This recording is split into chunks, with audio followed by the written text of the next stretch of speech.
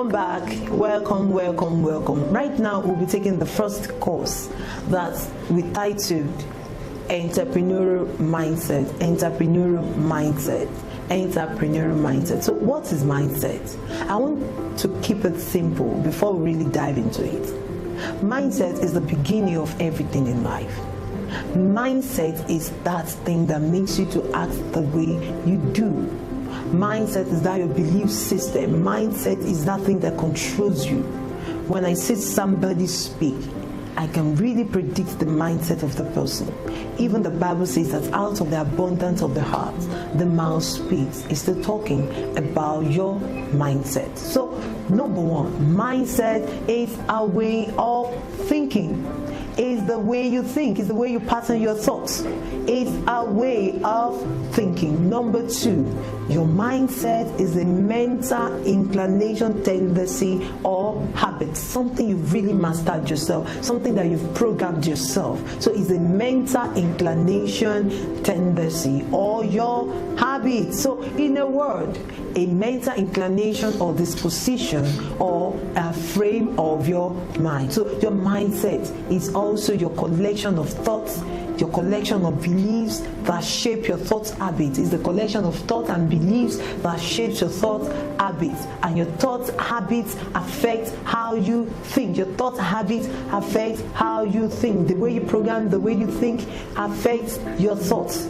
Yeah, that is another way to put it. So what you feel and what you do really will be affected. So your mindset impacts how you make sense of the world and how you make sense of yourself. Some people believe there is no God. It's because of the way they station their mindsets. That is a big deal. Because it talks about everything about you. It makes you. That's why the Bible says that be ye renewed. Be ye transformed by the renewing of your mind. It says when you renew your mindset, that you become transformed. It makes it fixed. It gives you a fixed mental attitude or disposition that predetermines the person's responses to and interpretations of situations. The same thing that can upset me might not upset you. It all depends on our exposures and our mindsets. So a person's unusual attitude or mental state is or our mindset. A person's usual attitude or mental state is his or her mindset. So a person's way of thinking and their opinions. But in a fixed mindset, people believe their basic qualities like their intelligence or talent are simply fixed traits. You know, they spend their time documenting their intelligence or talent instead of developing them. So they also believe that talent alone creates success without effort. They are very wrong. You might be talented, but if you have a wrong mindset, you might not be able to be successful in that business. So why is a growth mindset such a big deal? It's a very big deal. You have to grow it because it helps you to unleash your potential. It helps you to unleash your potential. In the world of Eric Stanley Haskins, he said that what lies behind us and what lies before us are tiny matters compared to what lies within us. So it has to start from within. What lies within us influences the things that lies around us. So our mindset shapes what lies behind us, before us, and within us. That's the third point, that our mindset shapes what lies behind us, before us, and within us. We've been hearing the word attitude. Attitude. It's our attitude. It's my attitude. Then what's the difference between attitude and mindset? The Oxford Dictionary has this to say about attitude. It says that an attitude is a settled way of thinking, a settled way of feeling about someone or something, typically one that is reflected in the person's behavior. But don't forget the word settled. Believe, settled. That is your attitude. It is a settled mindset that makes your attitude. So there are three components that makes up an attitude. We have our emotional components. It forms an attitude. How the object, the person, the issue or event makes you feel. What it makes you feel is a component that make up your attitude. Number two is a cognitive component. It's your thoughts and beliefs about the subject. No, this is what I believe. this is my belief. Oh, this is what I believe. Oh, this is what I believe in business real. This is how I so. It's part of the components that forms your attitude. Number 3 is that a behavioral component. A behavioral component, how the attitude influences your behavior. Your attitude is how you feel about something. Your mindset shapes your attitude, and your attitude reinforces your mindset. So the two interwoven each other. Your attitude is how you feel about something, but your mindset shapes that attitude, shapes how you feel about that thing. And that same attitude is the one that reinforces your mindset. So also there is also what we call beliefs. Let's see the difference between beliefs and mindset. According to Tony Robbins, it says that a belief is simply a feeling of certainty about something. For example, if you believe that you are intelligent, all you are really saying is, I feel certain that I'm intelligent. So the basic building blocks of beliefs are ideas. The basic building blocks of beliefs are what? Are ideas. So beliefs are like a tabletop. As you build references and experiences, you add legs to your tabletop. So when your idea feels certain, it becomes a belief. This is why it's so important to know what your beliefs are based on. What is now entrepreneurial mindset? Entrepreneurial mindset. Because we are entrepreneurs, so what is our mindset? Number 1, entrepreneurial mindset refers to a specific state of mind which orientates human conduct towards entrepreneurial activities and outcomes. It refers to a specific state of mind which orientates your conduct as an entrepreneur towards entrepreneurial activities and outcomes. So having a business mindset simply means you are willing to do the work needed to get your business done. As an entrepreneur, you are willing to do the work that is needed to get your business done. The problem becomes when people do not solely consider their business and what they have to offer. Number 3, entrepreneurial thinking is the ability to see things differently than the rest of the world, to see the same business that others are doing differently from your competitors. But it is not necessarily an inherent trait and can be easily developed or improved. It is more like a state of your mind that opens your eyes to new learning opportunities and helps you to grow in your role. That's why they are important. Number 1, having an entrepreneurial mindset will encourage creativity. It will encourage you to be very, very creative in what you are doing, because you've started your business and things are going well for the most part.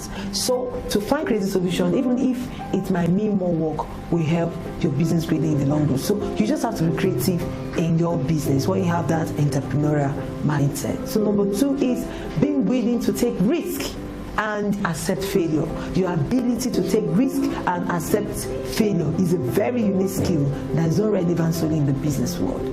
So let us see entrepreneurial mindset, the characteristics that we need to cultivate. Number 1, entrepreneurs help bolster economic development, create jobs, and invent products or services that can make the world a better place. So being a successful entrepreneur requires outside the box thinking and larger than life ideas. So anyone can come up with a new idea, but building a successful business around it is the entrepreneurial challenge.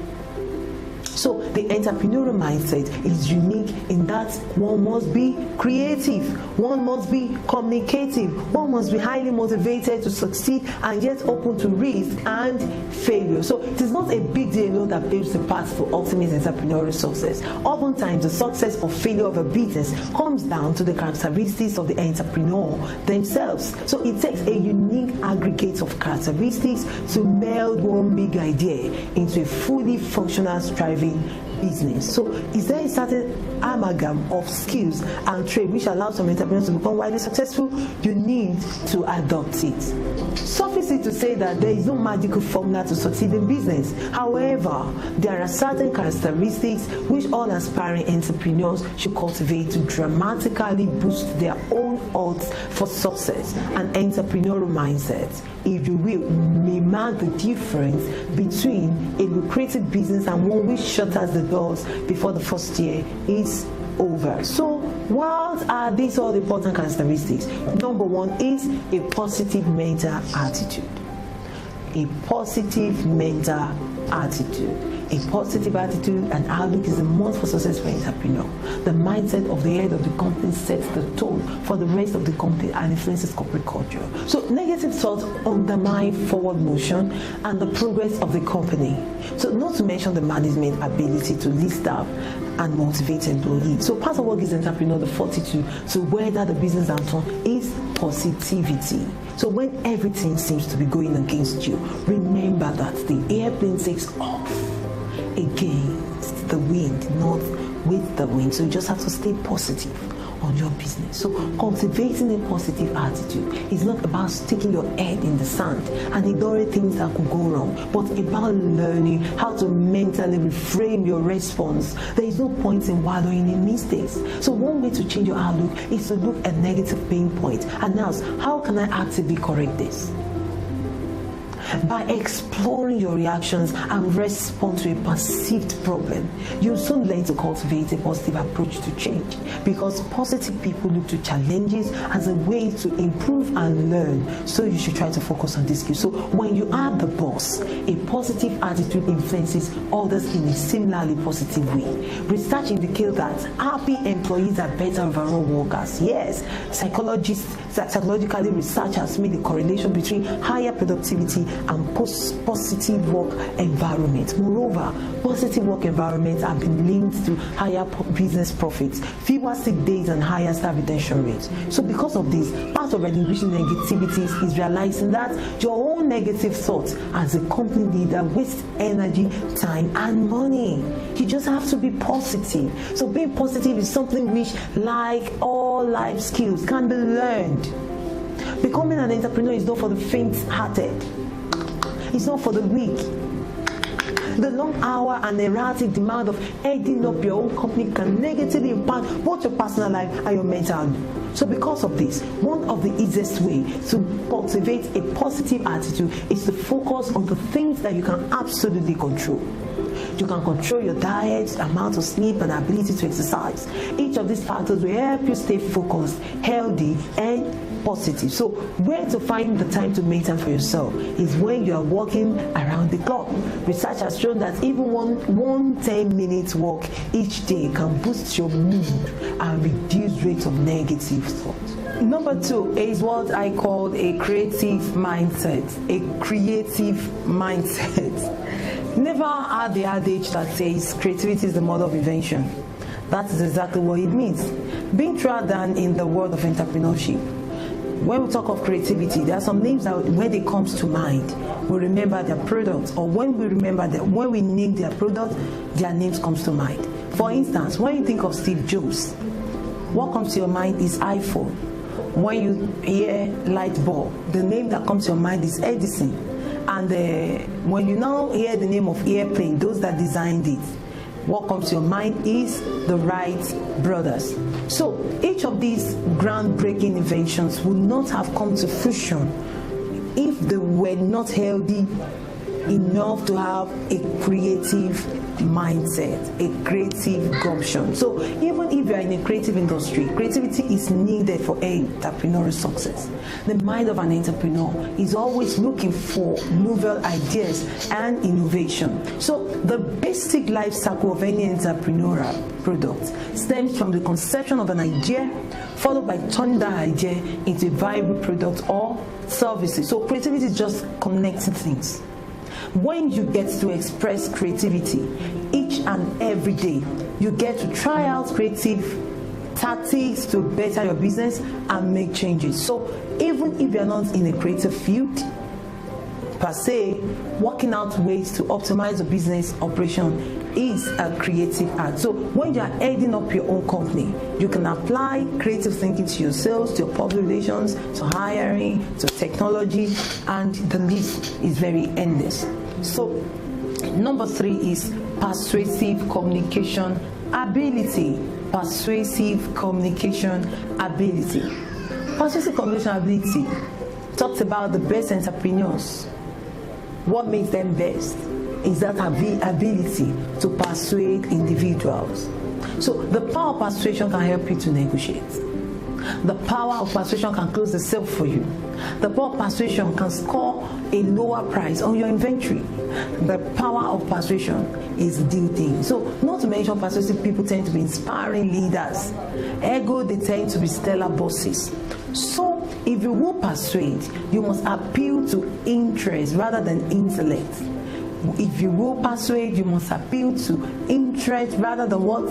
Intellect. So why some people are more naturally persuasive than others? Persuasive communication skills can be learned and practiced. Learning to communicate and present your ideas will make you a better entrepreneur no matter what your industry is. So mastering persuasive tactics can make the difference between financial success or ruin. So number 4 is intrinsic motivation and drive.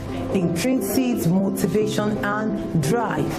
One of the top entrepreneurial characteristics is intrinsic motivation, meaning you are self-motivated as opposed to looking to others to push you to do things or hold you accountable. So broadly speaking, those who own their own businesses are incredibly motivated to succeed.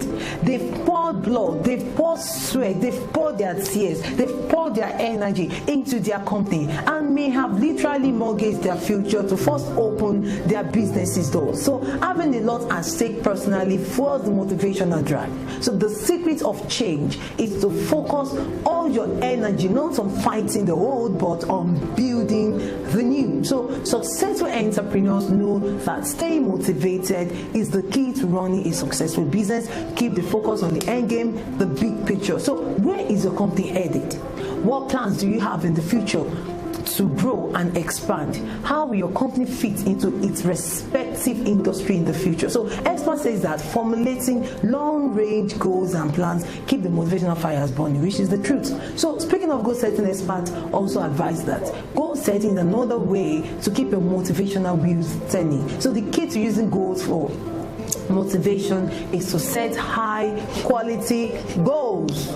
So what does that mean basically? High quality goals are clear, achievable, and manageable. For example, I will tend to continue education course this month, or I will hire an editor for my company website for Friday. Or high quality goals provide a sense of motivation when you accomplish your intended objective. So when you are the boss, you are not only responsible for your own intrinsic motivation, but you are also responsible for cultivating that for your employees. So how do you motivate to get the best performance from your staff?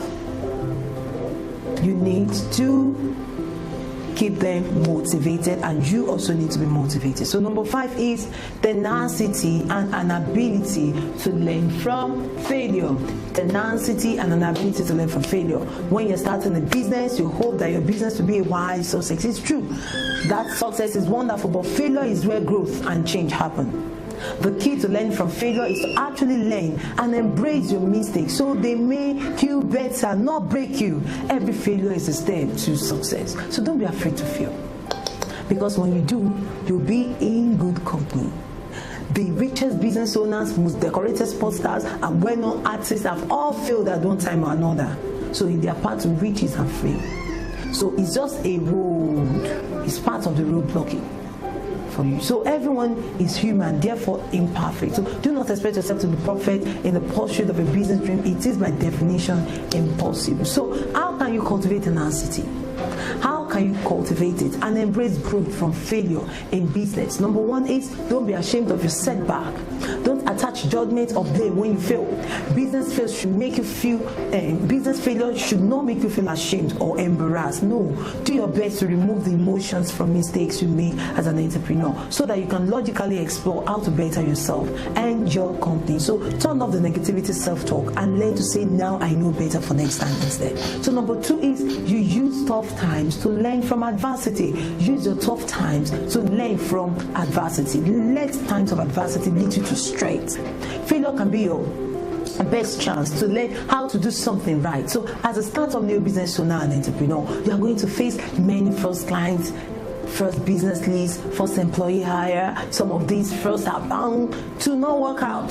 that's okay and expected. So use the setbacks to develop ideas and tactics for how you want to run your business in the future. So number 3 is share your experience with others. Share your experience with others. Failing at something, it's human. So which means that others have forged that path before you. So share your experience with others you trust, whether it's your mentor, colleagues, or staff, to gain some outside perspective. Sharing that experience can help you collaborate to reach an even better solution for how to handle a tricky problem in the future. So number 4 is what I call, don't be afraid to change course and reset.